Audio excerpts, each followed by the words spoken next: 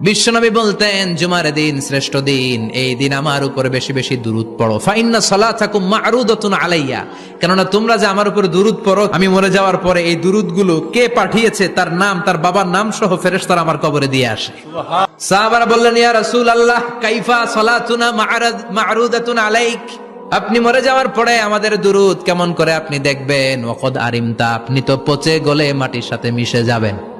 বিশ্বনবী বলেন, ইন্নাল্লাহা হাররামা আলাল আরদি আন তাকুলা আজসাদাল আম্বিয়া, নবীদের লাশকে খেয়ে ফেলা, নবীদের লাশকে পচিয়ে ফেলা জমিনের সব মাটির জন্য আল্লাহ হারাম করে দিয়েছে। নবীদের লাশ পচে না, নবীদের লাশ গলে না।